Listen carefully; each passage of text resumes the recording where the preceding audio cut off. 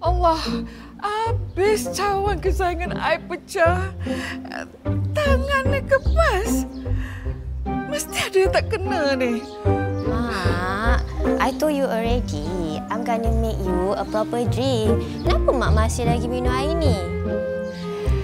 Air ni Mak Su yang bagi. Dia kata air pegaga ni boleh flush away semua penyakit termasuk diabetes. Mak, Danya ada benda ni nak cakap dengan Mak. Mak dengar baik-baik, okey? Mak jangan terasa sebab Danya sayang sangat kat Mak. Sebab tu Danya cakap macam ni.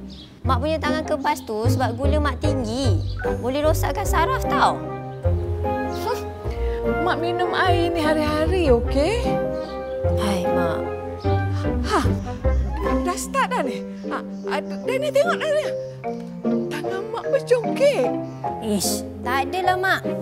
Nah, minum ni. Tak naklah.